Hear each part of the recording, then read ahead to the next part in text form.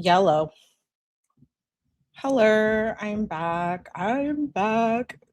Let's check in. I haven't been live for a few days, 2 days. I did life be lifing. So I'm here. Welcome. Happy Tuesday. Can you guys see me and hear me? Are we good? I was having mic issues. All I needed to do was disconnect it and reconnect it. Can you believe it?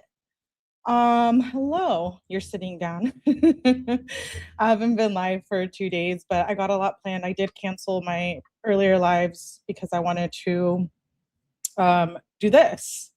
Yes, there has been a new filing in the Mackenzie Shirilla case. And it's not on the docket yet, but I got my hands on it. Oh, sorry, hold on. I got my hands on it. So yay. Let's get to it. What I'm going to do is please make sure you guys hit the like button. Welcome to all the new subs and everyone who has been writing with me. Hello, Boo Boo. I saw my mods in here, my friends. Hello, Green, 𝗝cie𝗶𝗵𝗽, Abuelita. Good to see everyone. Let me take roll. I am handing out detention today. So if you're not here, you will get detention. We're gonna go over a Chris Cuomo clip too. So what I'm gonna do is I'm gonna go through like some bullet points of the document. We're gonna read the actual document, and then we're gonna go over a report that's like in layman's terms, which is easier for us to understand. And then we'll watch, I think we've already watched this segment of Chris Cuomo on the Mackenzie Shirilla appeal, but we're gonna watch it again. It's like 10 minutes. We know, I love me some Chris Cuomo. Let's see. Hello, Joker. Debbie, hello, everyone. Yes, this was filed. Let me pull it up. Hello, Alicia. Good to see you. Boo Boo. I saw Boo Boo in here. Sarah, Melanie, welcome. Brandon, Steffi. Okay. I'll try to behave tonight. We are going to remain respectful. I know some people are not big fans of Kenzie. I respect that. But at least this will help understand why I kind of changed my mind on her needing a new trial. Does that mean I think she's innocent and I'm ready to be besties with her? No. But the legal process should be fair and accurate, right? All across the board, although it's not always. But let's get into it. Let me pull up the document. You've just watched it, Neat Noodle? And oh no, Neat Noodle. I know the Netflix documentary made the case get out there, but it's not just what's in there. They left a lot out. We're going to be getting some details on that hopefully later this week. We do have some guests coming on. So that'll be really fun concerning the Mackenzie Shirilla case. But the Netflix documentary left a lot out and very biased, I think, but let's continue. It's not about the documentary right now. I want to get into these documents. Let me pull up my notes. Please make sure you hit the like button. Okay, so key points and what we are reading right now. Let me make sure I'm good. Okay. So first and foremost, the issue number one at hand is the coroner report.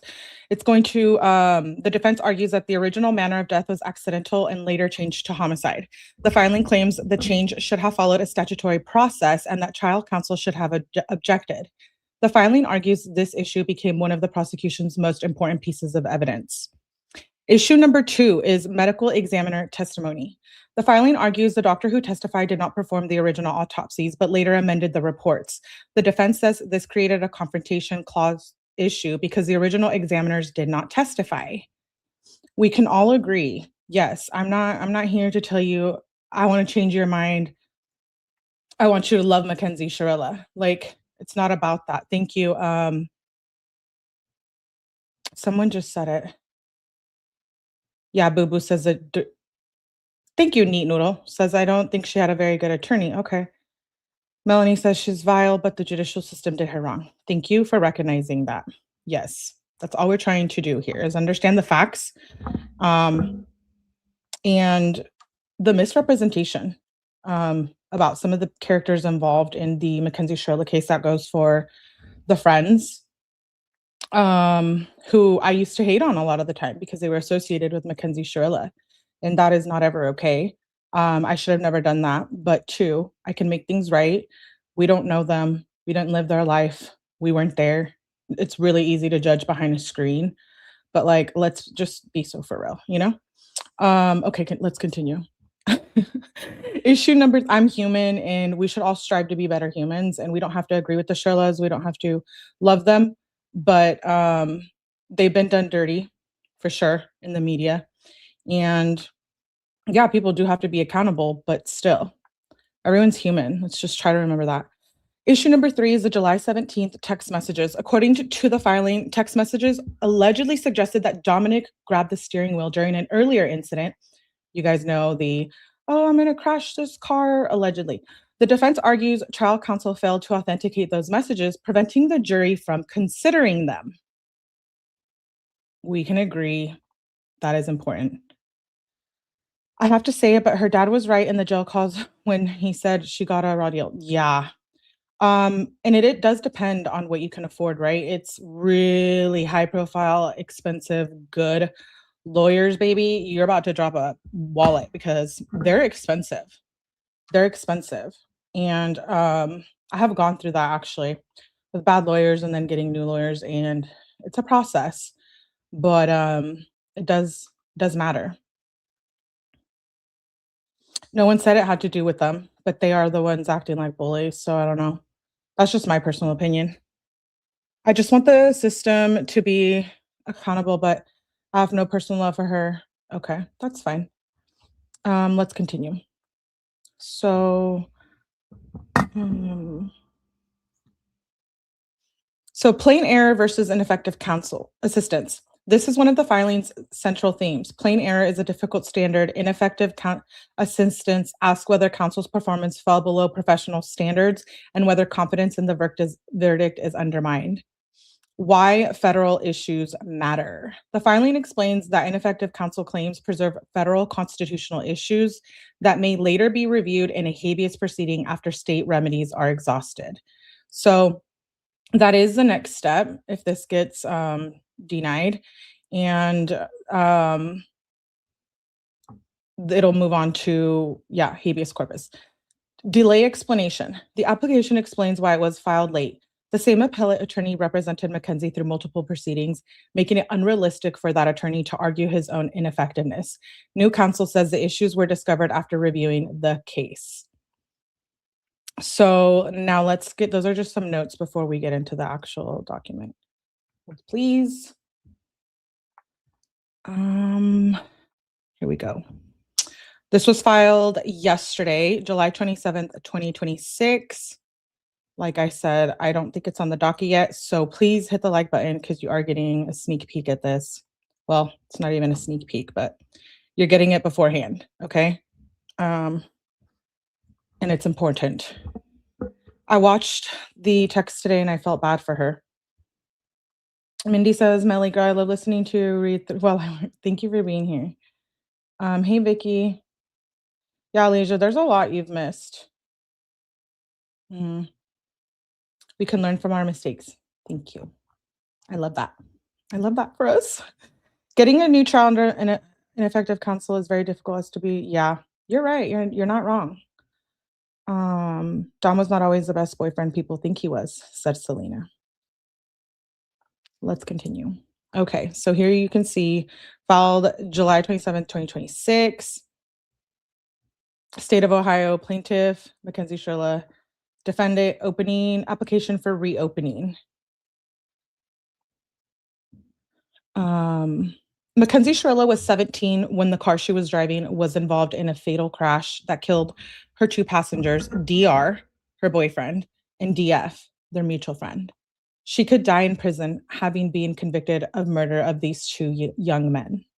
A key piece of evidence in the case, as noted by this court in its opinion, in the instant case at page 188, were the coroner's reports regarding the 2 victims, to include the coroner's verdict and death certificate. State versus Shirilla. The coroner's factual determinations concerning the manner, mode, and cause of decedent's death, as expressed in the coroner's report and death certificate, create a non-binding rebuttal presumption concerning such facts in the absence of competent, credible evidence to the contrary. Opinion, they're quoting another case here. The coroner's reports were so important that following oral argument in the instant case, this court ordered additional briefing on the significance of the amendment of those reports at the request of the police to change the manner of death from accidental to homicide. Because we know for like 3 months, everybody thought it was an accident, and it was changed. Let me see if I can pull up my notes on the other screen. Hold, please.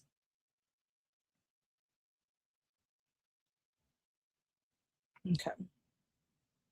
So the major issue here is that the coroner's report, the defense argues the manner of death was changed from accidental to homicide without following the legal process. The trial counsel failed to object. So that's basically what it's saying in regards to the coroner's reports. The coroner's reports were oh yeah, I already read that part, sorry. Change the manner of death from accidental to homicide. Of particular concern to this court was that RC 313.19 suggested the amendment of the coroner's report could only be effected by judicial order after hearing, not by executive branch action. In response, Ms. Shirilla's counsel filed a brief that argued that the amendment was prejudicial and a reversible error. So don't be confused here. He had Jimmy Boy, her trial lawyer, right? And then she had another attorney, and that's the one that turned in the appeal allegedly late. And now this is her new team. So just so you don't get confused.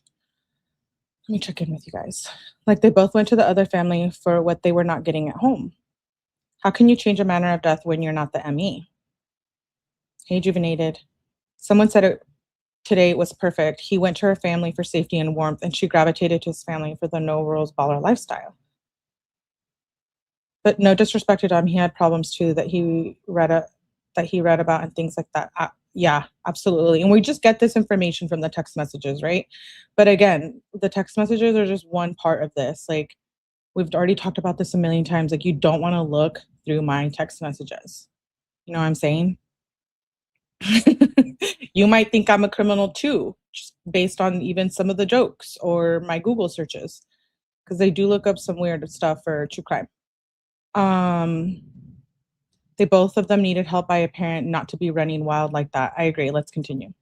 So in response, Ms. Shirilla's counsel filed a brief that argued the amendment was prejudicial and reversible error. In addition, the defense argued that the amendments to the reports were created solely to aid Ms. Shirilla's prosecution, and therefore the autopsy reports were testimonial statements. And if the amended reports were testimonial, then the confrontation clause was violated at trial because the medical examiners who performed the autopsies did not testify. We've all questioned this, right? Like, hello, is anybody there? Did anybody testify? Just very selective people. And some of those I don't find are credible. And that doesn't mean I'm hating on anyone, victim blaming, trashing anyone. It just means that I've already told you guys, I don't think Hench is a legitimate source for many reasons, amongst others. And that's not throwing any shade. That's just what it is. The corner thing is wild. This is major. Yeah. So, and if the amendment reports were testimonial, then the confrontation clause was violated at trial because medical examiners who performed the autopsies did not testify. Instead, a different medical examiner who amended the original manners of death to homicide, despite not having participated in either autopsy, testified about the other examiner's reports. Why? Why is that okay? Hey, Kalina. Shout out to my girl, Kalina. She's another great creator on TikTok, but I believe she's going to be on YouTube too. So definitely make sure y'all follow her on all platforms. She's like us with this case. Hey, girl. Thanks for being here. Dom did not ruin Kenzie's life. Her parents did. How can you say that when we didn't, like, we weren't even there? We haven't even had the chance to talk to the Shirillas yet. She was a responsibility and should not have been doing a lot of the things. That could go both ways. They need to step in and do the proper things to direct. Well, that goes for both families. And that doesn't mean I'm throwing shade. We can see here that there was an issue, right, with the guidance and adult parenting. But like I said, I've already judged on that, and I don't want to continue to judge anybody's parenting. I'm not even a parent unless, for a little fur baby. But I think I don't want to be, yes, it is a reliable source. If you find good people on there, for sure. Okay. So you have one medical examiner who changed the manners of death and testified, and it wasn't even the appropriate examiner. Great. The defense argument might well have secured a new trial for Mackenzie Shirilla, except for one key fact. Her trial attorney did not object to the amendment, and further, did not object to the results of the autopsies being introduced through a witness who had been uninvolved in the autopsies. Ms. Shirilla's appellate counsel presented the issue as one involving, quote, plain error, end quote. And this court declined to find plain error, although it did, quote, caution the state as to the need to comply with RC 313.19, end quote. Appellate counsel ignored the more obvious and compelling reason why the testimony of the non-examining witness was reversible error. Trial counsel was ineffective for failing to object, 1, to the amendment, and 2, to the lack of confrontation that resulted when the coroner's report was the subject of testimony by someone uninvolved in the preparation and who only became involved when he amended their original conclusions that the deaths were accidental. And this is just like facts, right? This is just a court document where, because a lot of you have been asking and trolling me and hating, like, why did you change your mind? Oh, you a Kenzie supporter now, you a Kenzie lover. Even if I was, respectfully, we can see that the process here was a little jaded, right? And no one wants that. No one wants to go through a trial that wasn't fair. Quote, fair.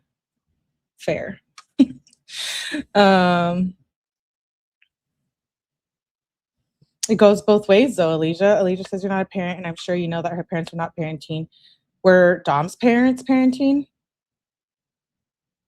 And I'm not throwing shade. I'm just saying the double standards is wild. And I'm not meaning you. I'm meaning like in general. So let's continue. Appellate counsel ignored the more obvious and compelling reason why the testimony of the non-examining witness was reversible error. Oh, wait, I just read that. My bad. Involved when he amended the original conclusions that the deaths were accidental. Had appellate counsel raised trial counsel's ineffectiveness instead of relying upon plain error, appellate counsel would have advanced Ms. Shirilla's appeal in 3 ways. So I believe, don't knock me if I'm wrong, but I believe the appellate lawyer was someone by the name of Eric. That is besides the point at this point. Yeah. No one was parenting this. First, the effective assistance of counsel is a constitutional question that this court would have to address squarely on its merits, as opposed to employing a plain error remedy that this court noted could only be employed in exceptional circumstances and only to, quote, prevent a manifest miscarriage of justice. Second, under Strickland versus Washington, 466 U.S. 1984, when trial counsel's performance falls below the ineffective standard, reversal is required if a reviewing court lacks confidence in the outcome of the trial. In contrast, this court, using a plain error standard, was required to find that the error affected the outcome of the trial. Thank you, Kel Smith. The appeal was Eric Nemec. Probably pronouncing that wrong. My apologies, but thank you. That's not what we're saying. Like, why are we stuck on, why can the Shirillas be dragged through the mud? Like, why? I don't get it. I'm going to hold a panel so that we can go over this,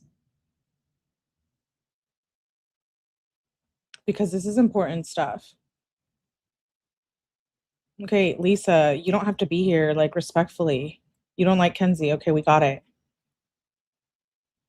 Bye.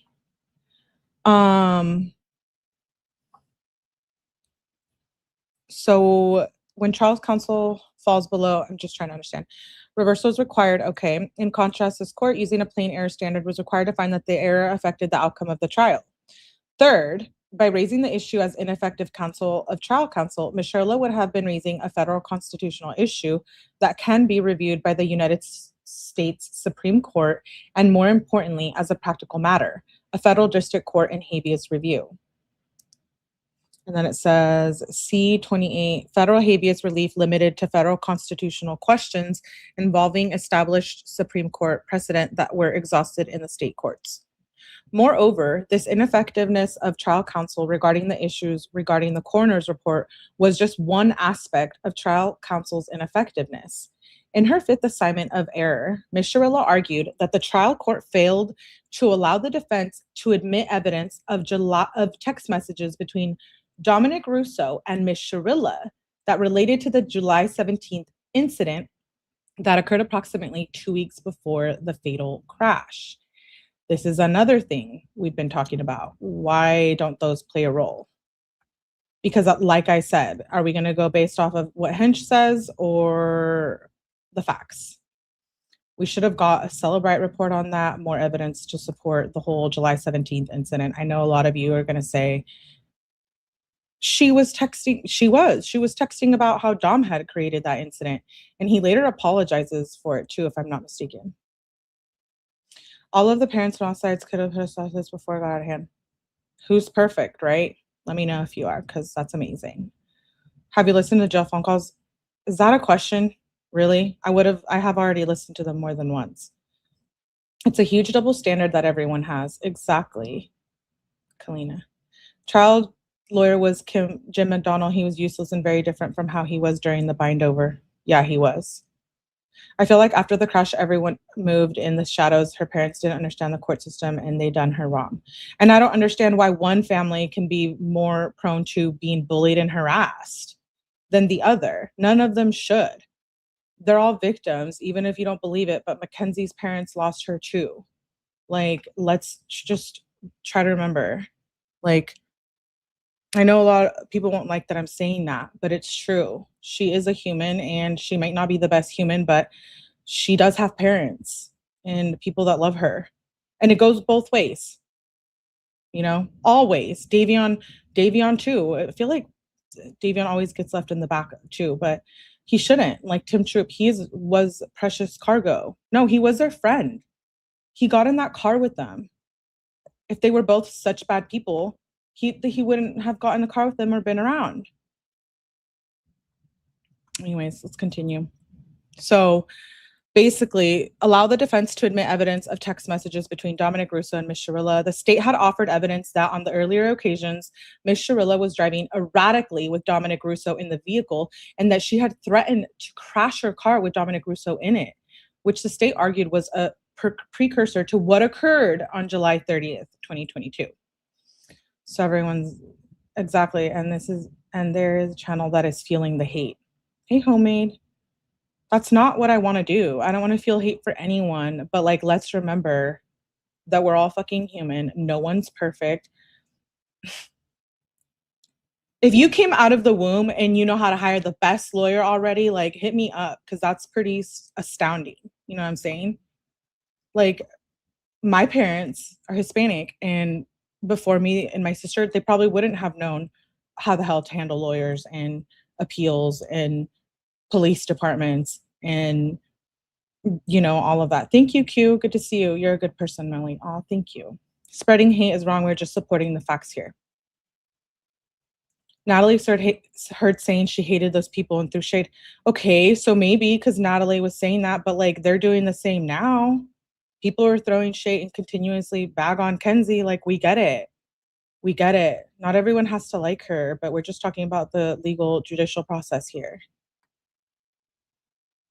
Ms. Shirilla argued that she was prohibited from offering evidence of text messages from Dominic Russo to Ms. Shirilla that indicate that Dominic Russo had actually grabbed the steering wheel during the July 17th argument and that he had attempted to either crash the car or convince Mackenzie that he was about to do so.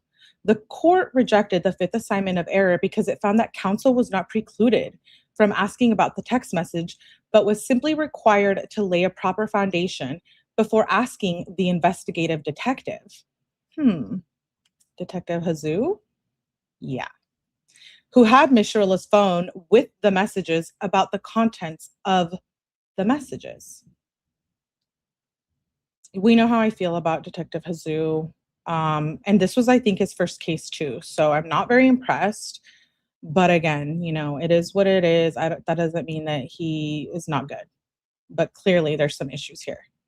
And also, where is Mackenzie's interrogation? Like, where's that? Why didn't they interview her?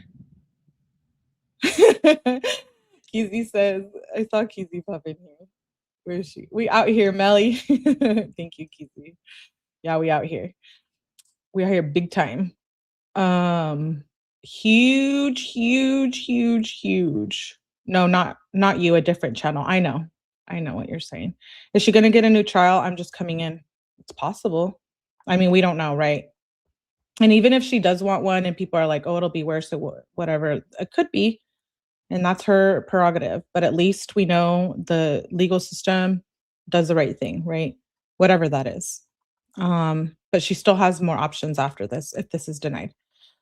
So before asking investigative detective who had Ms. Shirilla's phone with the messages about the contents of the messages, opinion at 175, this court went on a note that trial counsel not only did not lay a foundation, but also failed to proffer the excluded evidence. Once again, counsel's ineffectiveness was the real issue. Once again, it was not raised. And the importance of this excluded evidence cannot be emphasized enough. The July 17th incident was key to the state's argument that the July 30th crash was purposeful and not accidental. Let's read the footnote. It says, the opinion below referred to the text messages are occurring on the date of the accident. In fact, they were from July 17th incident. This distinction does not affect the legal argument. Okay. The July 17th incident was key to the state's argument that the July 30th crash was purposeful and not accidental. In the end, appellate counsel was ineffective for failing to raise trial's counsel ineffectiveness, and Mackenzie Shirilla has been denied a meaningful appeal, as well as the opportunity to pursue the ineffective assistance of counsel in federal court. She loved herself too much.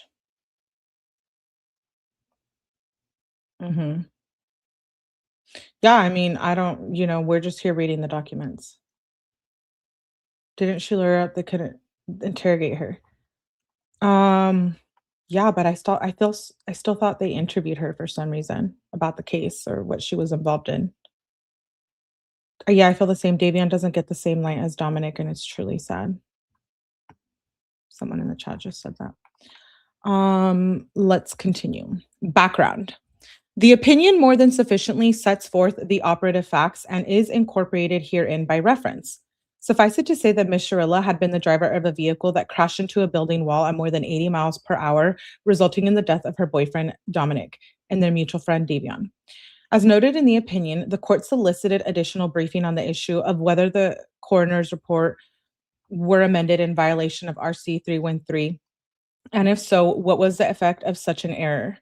As discussed in the overview and as set forth in Ms. Shirilla's post-hearing brief, RC 313.19 sets forth a specific procedure for amending a coroner's factual finding after they have been finalized, and that the procedure requires judicial intervention, which did not occur.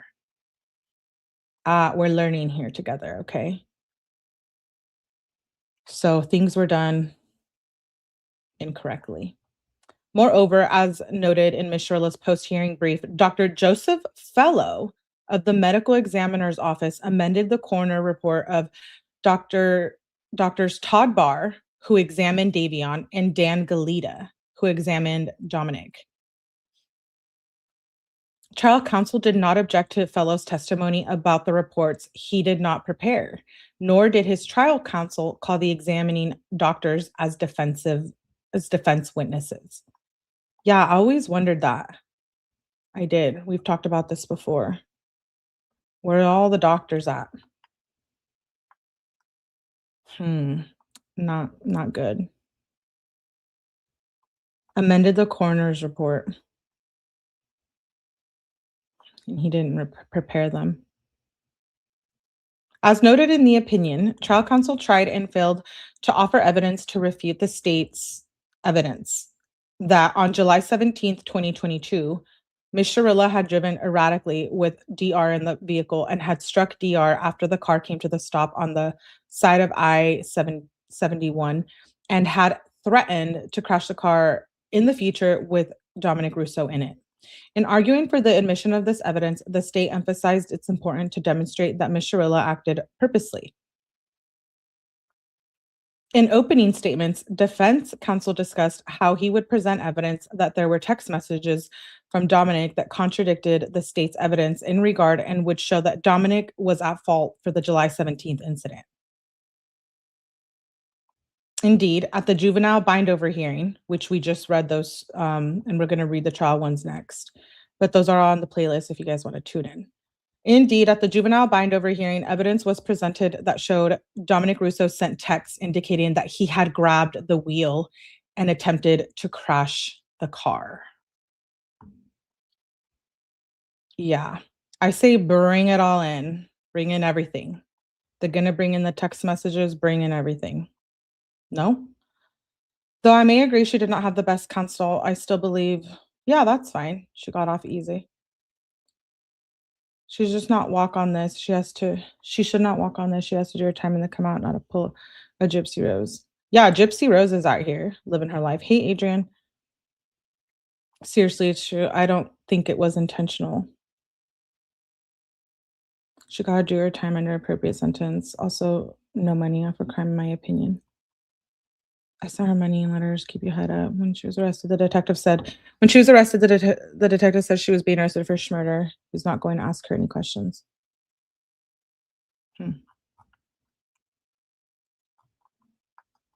Interesting.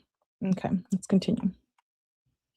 Indeed, at the juvenile bindover, evidence was presented that Dominic sent the text indicating that he grabbed the wheel and attempted to crash the car. Despite this, defense counsel failed to lay a foundation to introduce these text messages. Counsel had opportunities to do so. Dominic Russo's mother testified about being familiar with texting both Dominic and Ms. Shirilla and could have authenticated messages. The investigating detective has seized Ms. Shirilla's phone and downloaded its contents and thus could have provided the messages. So they failed to turn it all in. Yeah. I do have that police interview under my videos. Go watch it. It gives some context to all of this. But why? Why didn't Detective Hazoo provide those messages?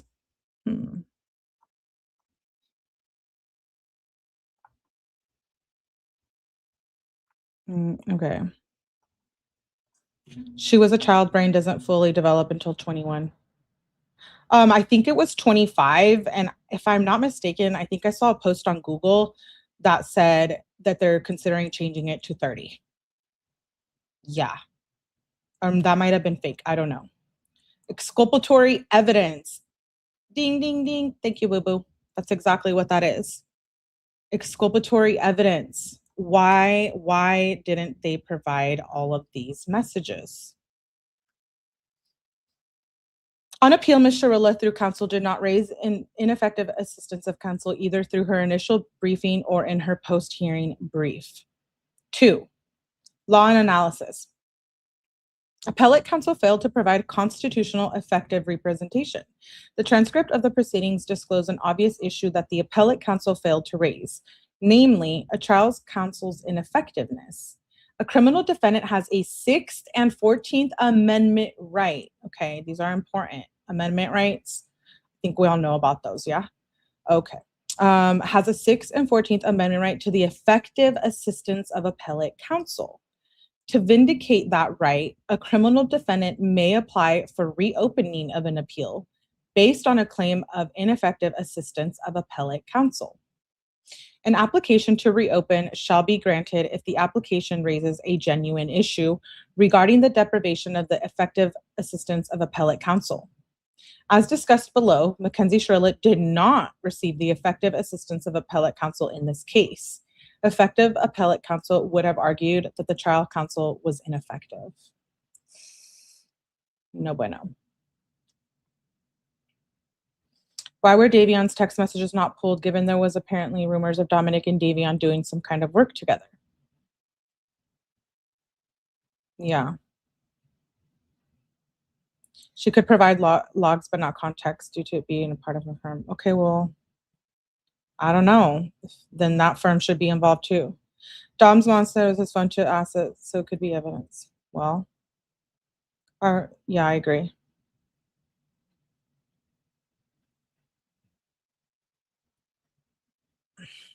It's wild. It's wild, actually. Supplemental assignment of error number 1. Trial counsel was ineffective by failing to object to the improper amendment to the coroner's reports, by failing to object to the testimony of a non-examining medical examiner, and by failing to lay a proper foundation for the admission of exculpatory text messages from Dominic Russo regarding the July 17th incident. Standard of review. Pursuant to State versus Murphy, let's read through this. Ineffective assistance claims are governed by 2-part test. To prevail, the defendant must show 1, deficient performance by counsel, i.e., performance failing below an objective standard of reasonable representation, and 2, resulting prejudice, i.e., a reasonable probability, but for counsel's errors, the preceding results would have been different. Here, Ms. Shirilla was denied the effective assistance of counsel guaranteed under her 6th Amendment to the United States Constitution and Article 1, Section 10 of the Ohio Constitution. Trial was ineffective in failing to object to the improper amendment of the coroner's reports, by failing to object to Dr. Fellow's testimony, and by failing to lay a proper foundation for the admissions of Dominic Russo's text messages. With respect to the coroner's report amendment, as this court already held, there was not even a hint of compliance with the statute. While this court did not find plain error, the fact remains that counsel, who should have been aware of the importance of the coroner's findings regarding the manner of the death, failed to object to its change. Interesting. With respect to Fellow's testimony, it is critical that Dr. Fellow amended the report at police investigation. In doing so, the coroner's report primary purpose became that of providing evidence against Ms. Shirilla in a criminal trial. Ooh. Oh, yeah. Mm-hmm. Yeah.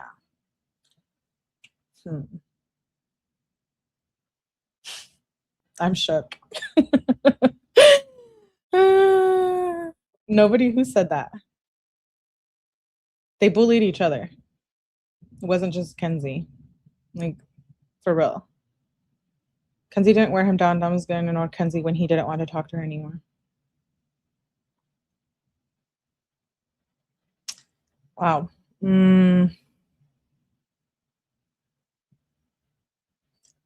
With respect to Fellow's testimony, it is critical that Dr. Fellow amended the report at police investigation. In doing so, the coroner's report primary purpose became that of providing evidence against Ms. Shirilla in a criminal trial. This court has recognized that when such a primary purpose can be attributed to a coroner's report, the report becomes testimonial, and thus there is a violation of 6th Amendment confrontation. Finally, counsel's inability to lay a simply evidentiary foundation constitutes ineffectiveness. As discussed above, the text messages were critical to refute the state's other acts evidence, and as this court recognized, were not precluded by the trial court. The trial court simply wanted evidentiary foundation to be laid. Both Dominic Russo's mother, who testified about how she texted with her son and with Ms. Shirilla, could have recognized the text, as could the detective who had seized Mackenzie's phone and downloaded it with her consent.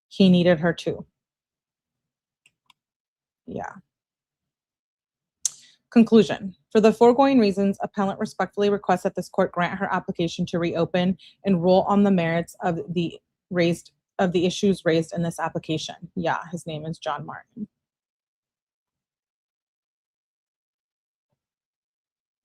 Here's the affidavit of John. We should read it. Get to know the new person on this case. John T. Martin was first duly sworn according to law, deposes and states the following. I'm a licensed attorney in good standing in the state of Ohio. My registration number is redacted. I was admitted to the practice of law in 1984. I have represented clients in this honorable court more than 250 cases, the Ohio Supreme Court, more than 30 oral arguments, and the Ohio District Courts of Appeal for the 7th, 9th, and 11th districts, and the United States Court of Appeals for the 4th and 6th circuits. I have also been appointed by the Ohio Supreme Court to serve on several commissions / task force, including the Commission on Rules of Practice and Procedure and the Commission on the Appointment of Counsel in Capital Cases. Appellant Mackenzie Shirilla is seeking reopening of her direct appeal from her conviction in the 𝗠𝗲𝗹𝗆𝗆𝗆 case in accordance with State versus 𝗠𝗲𝗻. I have reviewed the record in the direct appeal case. I am familiar with the standards for effective assistance of counsel set forth in Strickland versus Washington. He's like, don't say that I don't know. Respectfully. He's like, I know what I'm talking about. We'll see. It is my opinion that the prior appellate counsel failed to provide Ms. Shirilla with effective assistance of counsel on appeal as required by Alleges versus 𝗠𝗲𝗹𝗆𝗆 by failing to present certain issues in this case. The issues raised in the application for reopening are not frivolous. They involved constitutional issues related to the right of confrontation and the right to the effective counsel at trial. Both of these fundamental constitutional rights are guaranteed by the Sixth Amendment to the United States Constitution, Article 1, Section 10 of the Ohio Constitution, as well by the Due Process Clause of the 14th Amendment. If the issues in this application had been raised on direct appeal, there is a reasonable probability that the outcome would have been different. I didn't say it, he did. Namely, there's reasonable probability that the convictions would have been vacated and a new trial ordered. Who's screaming? Hey, Meow Mix. It was a magnetic attraction, could not pull them apart. I'm not gonna argue. He literally asked Kenzie where his trap phone was in his text. Yeah.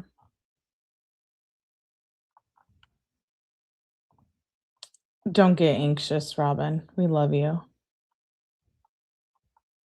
Kayla, I read that Dom's mom had a bail henshot or like, yeah, we seen that. We pulled it up on the docket. I think she got like a $900 refund or something. Namely, there is reasonable probability that the convictions would have been vacated and a new trial ordered. With respect to the timing of this application, your affiant notes that it is not within the normal contemplated by APR 26 and thus is filed as a delayed application. This court decided the direct appeal on September 26, 2024 and affirmed all convictions. Following that decision, Ms. Shirilla, through the same appellate counsel who represented her in this court, filed a discretionary appeal in the Ohio Supreme Court, whose final disposition occurred on April 29, 2025. Meanwhile, on October 24, 2024, the same appellate counsel filed a petition for post-conviction relief in the trial court, again challenging the conviction. That petition was dismissed on May 1st, 2025. On May 6th, 2025, the same appellate counsel then appealed that dismissal to the court in 8th District case, the case number.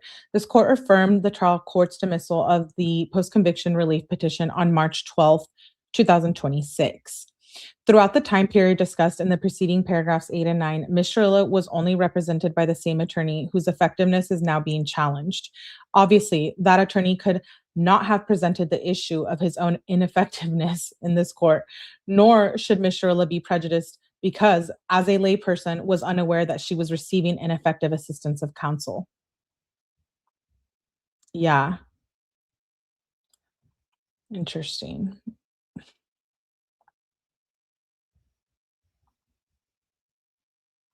Oh, who? Your affiant as a member of law firm was first retained following the decision, the decision affirming the denial of the petition for post-conviction relief. Through your affiant as lead counsel made it first appearance at Ms. Shirilla's counsel on April 27, 2026, when an appeal of case number 115101 was taken to the Ohio Supreme Court and docketed therein, where it is still pending. Meanwhile, your affiant, in reviewing the trial and direct appeal records in the anticipation of filing a federal habeas corpus petition for Ms. Shirilla in the United States District Court for the Northern District of Ohio, has now discovered within the past 3 days that counsel and the direct appeal provided ineffective counsel in the briefing and argument in the direct appeal. Thus, the within application for reopening is being filed with a clarity and due diligence.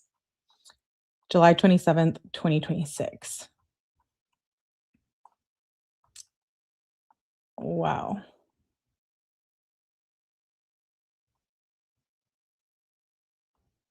What do you guys think?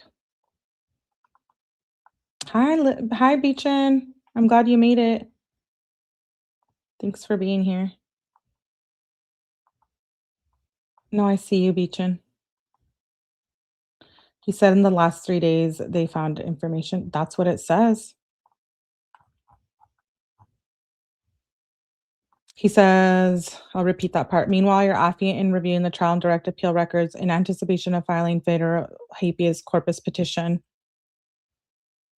Ms. Shirilla in the United States has now discovered within the past 3 days the counsel in the direct appeal provided ineffective assistance in the briefing and arguments in the direct appeal. Wow. Lots of reasons for a retrial. This is insane. There's so much wrong with the case. I hope this works for her. Why would they make up info? That's like a diss saying that he's already like a shady lawyer.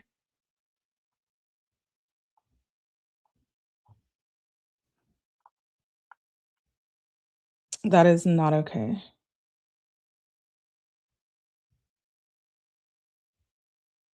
Just reading through the comments. Let's go through my notes that I made. I made a little note thing so we can kind of just layman's terms. Hold please. I'm pulling it up. Por favor, espera, por favor. Thank you. Okay, here we go. Are there no are the transcripts on Melly's playlist? Yes, I have a Mackenzie Shirilla playlist. Oh, okay. It's not letting me pull up my notes.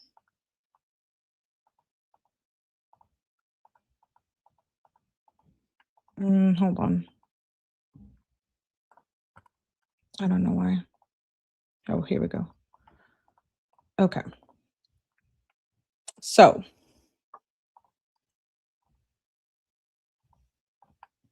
what is this document?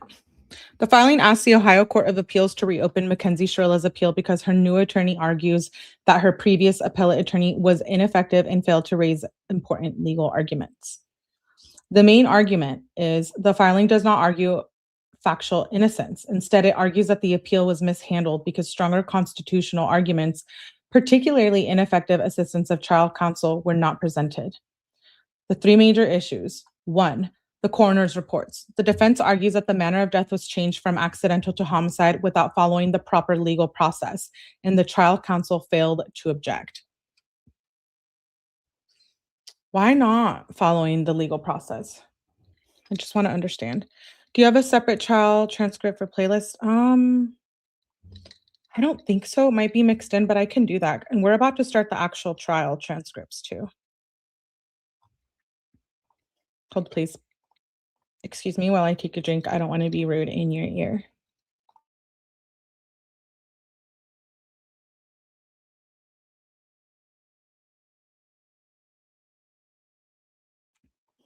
Okay, let's continue. 2, medical examiner testimony. The doctor who testified did not perform the original autopsies, but later amended the reports.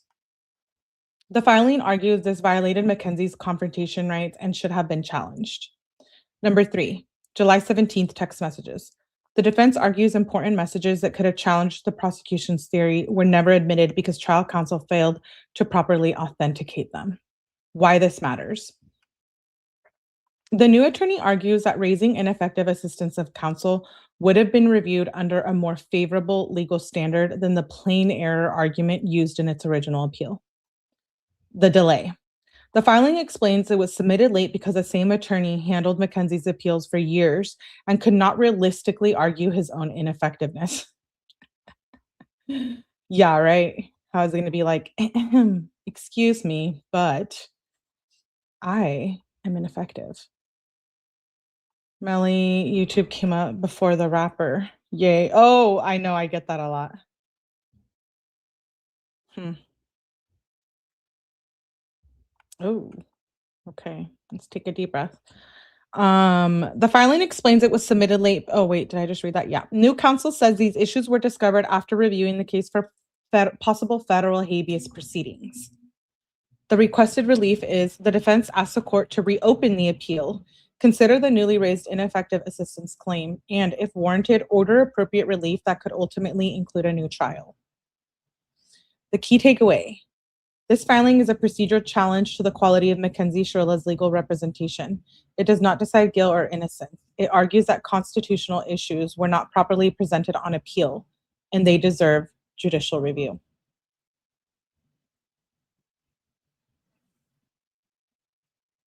Wild. Absolutely wild. So, you heard it here first. Well, I heard it on TikTok, but you heard it here first. Let's see if this is already filed in the docket.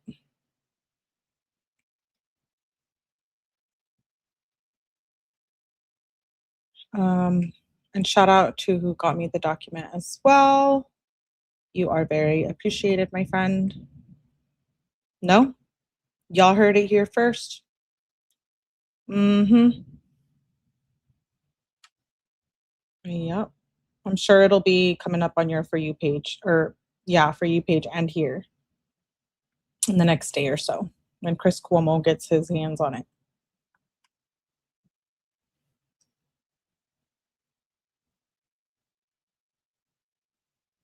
I'm just reading what you guys are saying.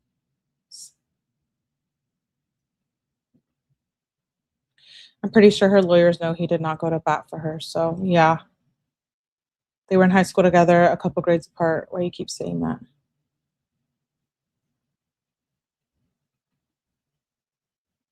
Okay.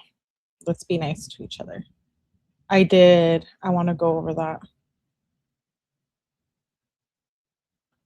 Okay. Oh my gosh. You guys are, thank you, boo-boo. Good. Her trial was a freaking circus. I can't stand hearing people say, oh, she got a break. Yeah, all these issues that were laid here, I think need to be treated appropriately. I have questions about her first attorney being disclosed. Was he the attorney of record officially before they told Dominic Russo's mom? Good question.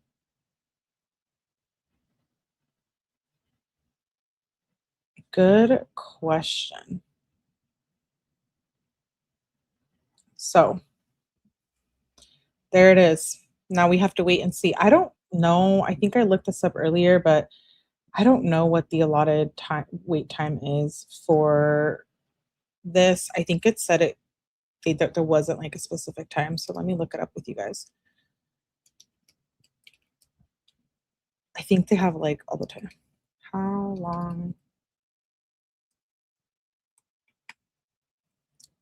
Because I know some of them have like time constraints, you know? We're learning together.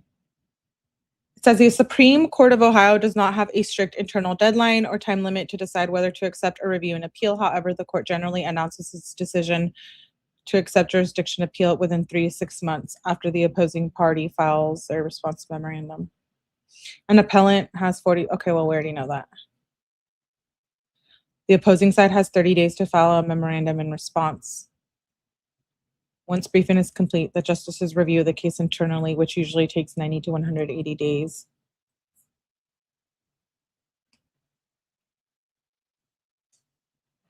It says, if the claim is about ineffective assistance of appellate counsel, the initial request must be first filed in the local court of appeals, not the Supreme Court, within 90 days.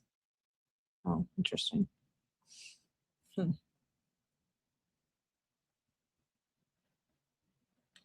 They need to retract Ms. Russo's statements at the police because she lied and proof to back that up. Yeah.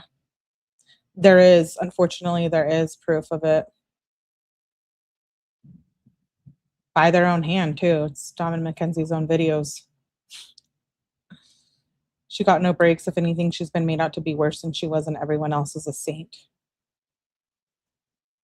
I'm just saying lack of structure and parenting and environment of toxicity on both sides.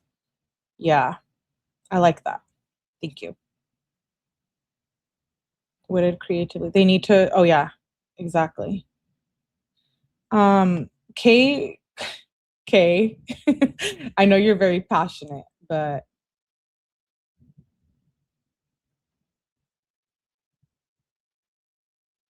I agree with you guys. But there it is.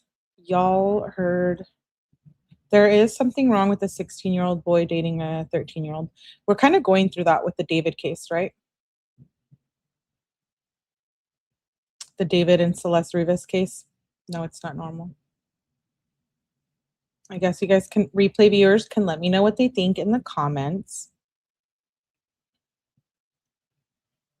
But I mean, this is why I changed my mind. A lot of you wondered why on the trial, and here it is. Here it is. Yeah, Kate, be nice, please. There's a Melly rapper. Yeah, YW and Melly or whatever. That is not I. He is not I. You know, I dated an older guy in high school. I dated an older guy in high school too.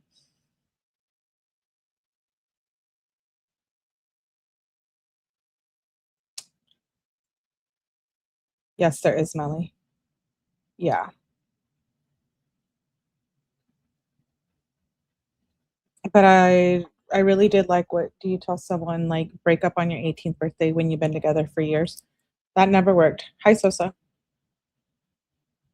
You don't want on Melly's bad side. Hey, what did I do?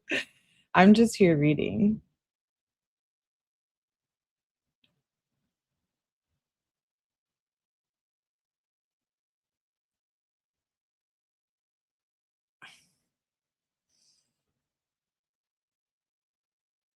I think they all pushed boundaries and played adult when they were not, and now they unfortunately paid with their lives. Death and jail ruined lives. Thank you, Asim, respectfully. Let's just keep proving. I like this embodied nature. Let's just keep proving we could be like Chris Cuomo and take emotion out of it and be fair. Liking or not liking a defendant has nothing to do with the fairness of a trial. Thank you. Because if Kenzie's character is going to be shaded and should be dissected, then I say tomato, tomato. So should Dom's. They weren't, she wasn't in a relationship with herself. You know what I'm saying? So the double standard. But I do love Chris Cuomo. Oh, I want to play the clip. Thank you. Yeah, like, oh my God. Can we please, like, get over the text messages? Like, we get it. We get it. They're toxic. They're appalling. They're disgusting. They're vile. They're toxic. Did I already say toxic? They're atrocious. They're awful. Okay, but like, it's just the text messages. There's more to their relationship than the text messages. Ohio law has under 4-year age gap, plus once she was 16, it was fully legal. Oh. I love you, Melly, for having a flexible mind that we need in this world. Hugs. Thank you. They were both equally the same. Yeah, I don't want to hear about, oh, they were both toxic. Like, just as much as Kenzie was like, F you, blah, blah, blah. I mean, Dom was over there saying he was going to bang his head into walls. Like, they're very, very toxic. And I wish they both got the help that they needed. And that doesn't mean that I'm blaming the parents. It just means we don't know the dynamics of their relationships, right? And family. That means familial, intimate, friendships. We weren't there. We don't know. And there's a lot of dark energy around this case. And we just need to remember the process of her trial and not be like other people. Doesn't that sound like such a lovely idea? I just want to know how they even managed to cross paths in the age gap. Yes, I know. Okay, let's watch my guy, Chris Cuomo. I'm a fangirl. I'm a fangirl. Okay, it's just a short little clip. Hold please while I pull it up.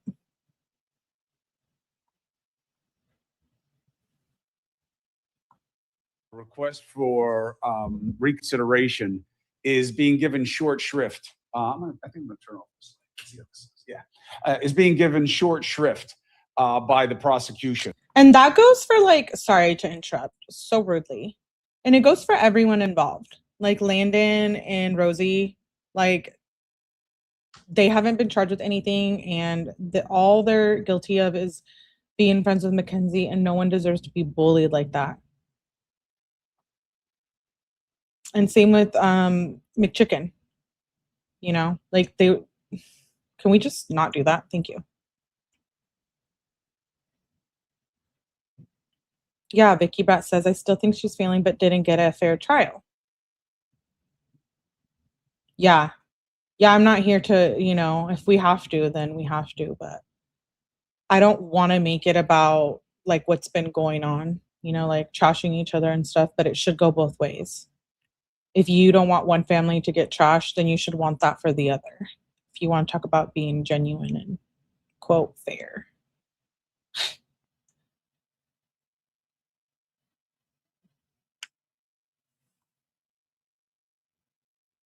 Kenzie's case has multiple cases potentially stacked within it. Yeah, let's continue to listen to Chris.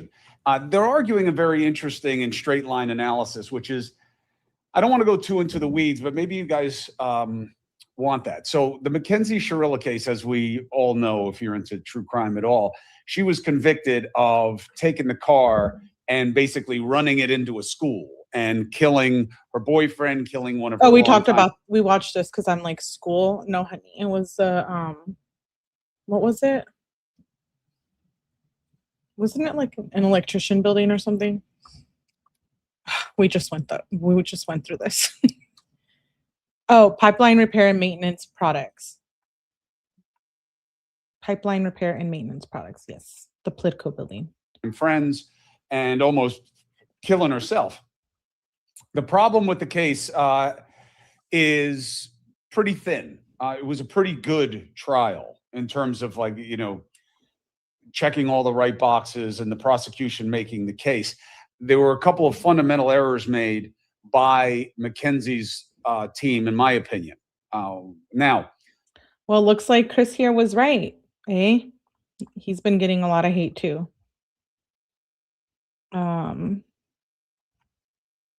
All right, let's be nice, everyone. Chris Silver, hello, good to see you.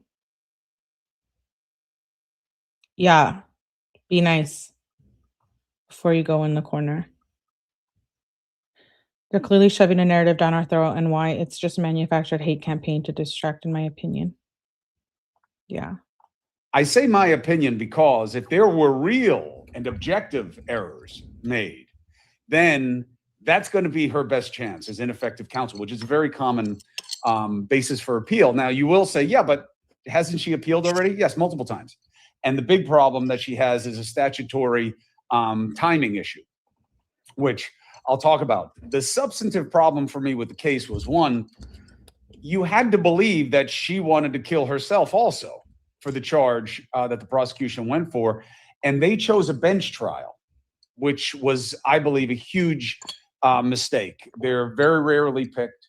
Yes, statistically, even in Ohio, they do convict less often than a jury, but they are usually because it's going to be super specific, data-driven, and the belief is that the judge will understand that technicality better. Here, the data was the devil because it showed that there was nothing but acceleration. And it was a 4-second window right before the crash. And 4 seconds doesn't sound like a long time until you remember that we're dealing with physics here. And something moving at an accelerating rate of speed of somewhere between 70 and 100 miles an hour for 4 seconds, that's, that's a good amount of time. You know, people run 40 yards in 4 seconds. So, 4 4.5, whatever, 4.4, 4.2 now. So you can travel far. That's a long time in terms of assessing the data. Okay, so the real issue that could go to ineffective counsel is that Mackenzie Shirilla argues, and her family argues, that she has a medical condition called POTS, all right, which is an acronym that basically just says, you know, your blood pressure changes when you go in different situations, and you can basically have some kind of fit where you lose consciousness. The mother I interviewed here, you can watch the interview on my Crime Time channel. Thank you for subscribing and following. She says that she had POTS for years, and that she's had conversations, multiple conversations with friends about. Yeah, I was wondering that too, Kay. After Kenzie files against her lawyer and goes to Supreme Court, it would all come out. Will it? Will everything be included? Possibly. I know. I need to hose y'all down. The POTS defense is very weak. It's documented to an extent. I think the mental health issues here are an important factor too. And that's not me saying like a bad thing. Everyone has mental health issues. Like, I don't care what you say, who you are. Don't play. Don't play with me. And so it should be talked about more and accepted more and be more educated to the world and more accessible resources. What to do if Mackenzie has an episode, and that they have medical documentation. None of that was offered at trial. Why? All I know, because the lawyer won't talk to me, all I know from the record is that it wasn't presented. All I know from the family is that the lawyer said the judge wasn't buying it.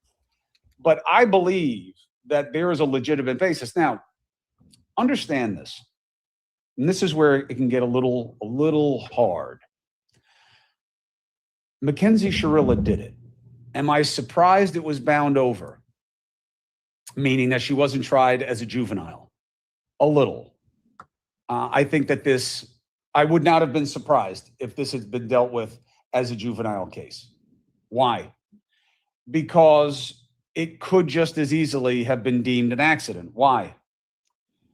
Because Mackenzie Shirilla, I don't believe, was suicidal. Oh, but there were texts where she said a lot of things. There are texts where he said a lot of things. There are texts where the parents said a lot of things. I don't think they're dispositive. And it is unusual that someone is suicidal, doesn't really get any treatment, winds up killing her beloved and one of her best friends, and is no longer suicidal after it. It doesn't really make sense to me. Now, putting that to the side, it doesn't mean that I think she should get away with it. It doesn't mean that I think this is forgivable. It doesn't mean that I think anything like that. What I'm doing is what is often absent within true crime, which is respecting due process, respecting the process, and making sure it's done right. Why? Because that is the beauty of our system. Yeah, but we got it right this time. She's a piece of shit. She meant to do it. She's where she belongs. Don't mess with it. Leave her there. When you do that, you make it more likely that people who don't deserve to be there wind up there. You have to exercise the system. The system has to be, look, is it imperfect? Yes. Does it make mistakes? Yes. Is it blind? No. Okay. But it's really the best thing we got going in our democracy right now, if you think about it. It's the only one of the three branches that's even close to standing up to its constitutional duty. But you know, that's like almost a political argument, although I would say no, it's a functional governmental argument. But whatever. Here's the point. I'm not saying she should get off. She's not going to get off. It's that there is. Someone tell him to get out of my head, please. That's exactly what I've been saying. And then for people to be like, oh, Melly's trash. Why is that okay? That's why I keep trying to tell people, not me being a smart ass. This is why I keep trying to tell people if they can do this to her, they can do to any single one of us. I agree.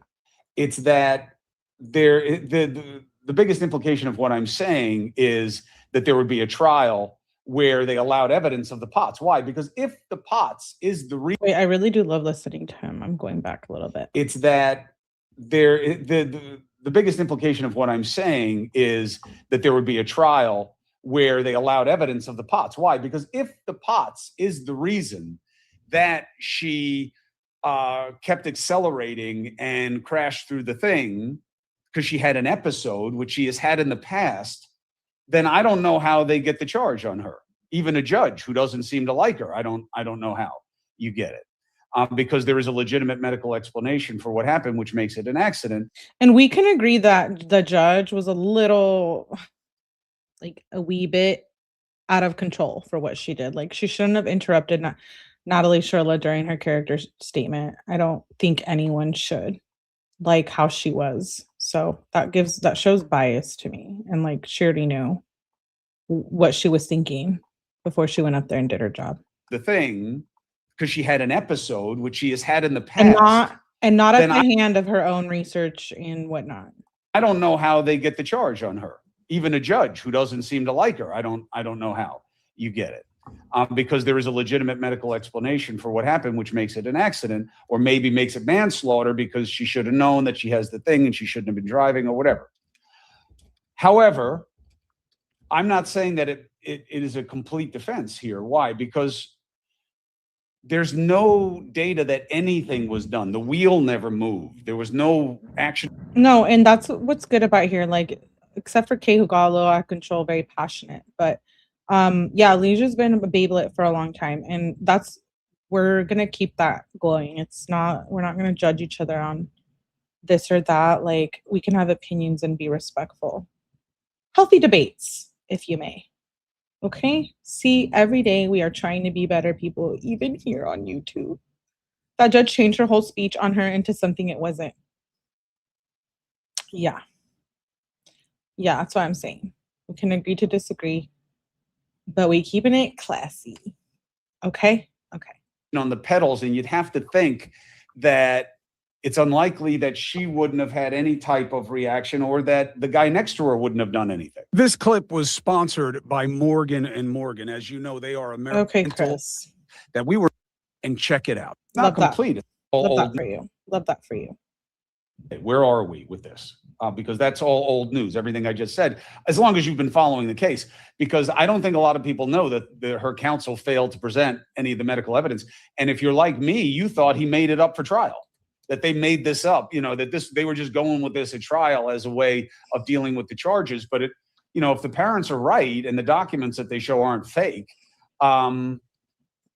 then she did have this condition. And is it a weird condition? Yes. Have I heard of it before? I have, but that's because I do this for a living. It is not a common thing. It's not something I've really seen explored well in jurisprudence, in the legal system. So where are we now?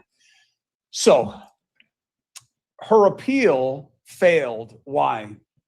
Because procedurally it was late. Oh yeah, but it was late because of like leap year, and they didn't know that the trial transcript meant the bindover one, which is where they decided to treat her as an adult. And that's a reasonable mistake. And equity, fairness would mean that they should give her a chance. Well, here's the problem with that. And this is pretty clear under Ohio law. When it is an equitable issue, meaning that the court has jurisdiction to see whether or not what's fair, then that kind of technicality can be overlooked. This is what's called a jurisdictional statutory issue.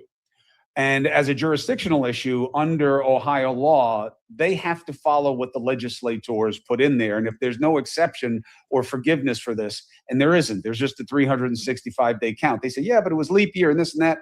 There's no allowance for that within the statute. So the court says, I can't help you. That's where this stands right now. And there is no precedent in Ohio that I can find where this has been overcome on an appeal, where a jurisdictional fail by statute from the legislature, obviously, is overlooked by the Ohio courts. So does that mean it's over? No. Why? Habeas corpus. Habeas corpus, what does that mean? Latin, you have the body. What does it mean? It means that We literally just read about that filing that was dropped yesterday, okay, chill out, Joy. Chill out. And we just read a lot of this in the document we just read. And this was from like a week or two ago. Once state remedies are exhausted, there is an existing violation of a constitutional premise, protection, a right that requires you to present the body and let them make the case. Now, you don't retry the case. They're very rare. But one of the avenues of opportunity here is the Sixth Amendment, which is right to counsel. She had ineffective counsel. Why? Everybody argues ineffective counsel. I know. But I think she actually has a case here because Your sounds about right, Chris. Elijah, you don't have to leave. Who was being mean? No, I think he was talking about Kenzie, Elijah. He doesn't like her ways and attitude. Shirillas don't show that they are liars, but the Russos do. Sure. Oh, thank you, Kayla. Says I've left channels for trashing Melly. Oh, thank you for having my back. It's very kind of you. he should have presented the medical evidence. Now, look, one, it should have been a jury trial. Is that ineffective counsel? No, not really. People make that choice. You have to make the choice. She made the choice. Okay. He didn't get all the texts in there. There were some texts that showed that it wasn't just her threatening him. He had been threatening her. So, okay. But I don't know that it really would have changed the judge's mind. I don't know that it's, overwhelming prejudice. And obviously, the judge didn't think that either. Okay. The next one is that he didn't present the medical evidence. That's the big one. Okay. And I think that is a legitimate. Chris is very smart. Your guys' commenting are cracking me up. The basis for ineffective counsel, if she gets the chance to make it. The habeas corpus could be that chance. And that has a strict timeline too, but it's 1 year after everything is exhausted at the state level. So she's not there yet. So habeas is still available. It is rare. It is limited, but I think she's got a shot. Now, is that because I like Mackenzie Shirilla? No, it is not because I don't like any. Thank you. Oh my gosh. I just want to give him a big hug. Now, is that because I like Mackenzie Shirilla? No, it is not because I don't like anything about this. And look, I see all the comments that you're making here about the parents and they suck and all that. You can believe all that. You can believe all that. Do I believe that? It doesn't matter to me. I can see both sides of it. I am a parent.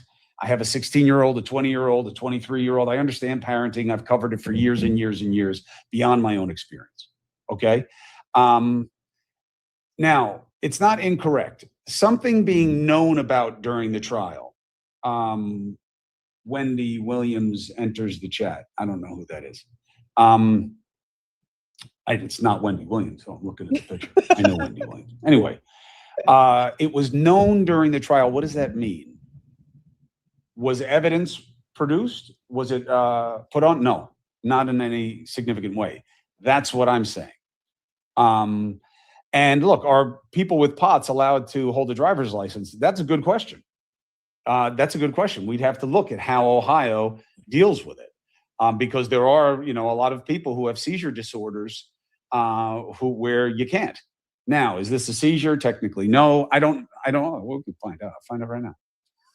Yeah, I've heard other people on panels say like they have POTS and they can't drive, and some say they have POTS and they can with restrictions, and some are like, no, I'm not allowed to drive. So, I'm not a POTS expert, but we can agree that it's a condition, right?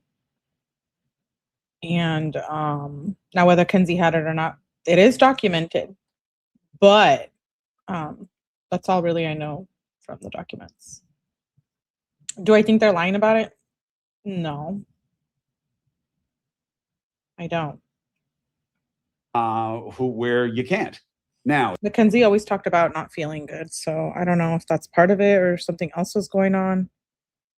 But where you can't. Now, is this a seizure? Technically, no. I don't know. We can find out. I'll find out right now. Hold on. I love him. If you have POTS, can you drive under Ohio law? The answer is you guys know, you've been following this, so you know what POTS is, right? Postural orthostatic tachycardia syndrome. Thank you, Chris. Yes, Christy says it's handled like epilepsy is handled. State by state differs. Oh, thank you. I'll have to look into my state about that. I'm curious. We're not even pros, and we've seen all the discrepancies even. Yes, we have. I love Chris. What does that mean? That when you go from standing, orthostatic, postural, tachycardia means that your heart, your blood pressure gets affected when you move like this or in different ways. That's what it means. There's no Ohio law that says a person with POTS can't hold a license. However, the law does focus on whether a medical condition impairs your ability to drive safely. So it's case by case. If the symptoms are well controlled and don't cause loss of consciousness or sudden incapacitation, which is exactly what she's argue happened, but that would still make it reckless, right? So even if she shouldn't have been driving, that gives you to recklessness as opposed to intentionality. I mean, I just think that if the jury had been presented with this evidence, they may have very well seen this as reckless and not intentional. Is that not what we just read? He said the outcome in the document, the attorney says things could have been different if all of those errors were not committed. That's what I'm saying. Hey, we did watch this full episode on a previous live, but you can always go peep it on Chris Cuomo's or here if you want the commentary. Up to you. No hard feelings. Anyways, well, that was it. I was going to cover Nolan and David case, so I might come back, or maybe we can do a hangout, kind of like an after dark. I just wanted to get to that document. Like I said, you did hear it here first. If you weren't on TT, it's not filed in the docket yet, so be prepared to hear a lot about it in the next few days. I probably will go over it again. We are still doing Mackenzie trial as well. And like I said, I'm working on a few things and I'm not telling. They're so scared she's going to get out and make money. Like they don't want her to even have a platform or any kind of life at all. If Gypsy Rose can be free, can Mackenzie? Like, what is your opinion? I don't even think they're comparable, to be honest. People keep saying this, but I don't even think they can fall in the same category.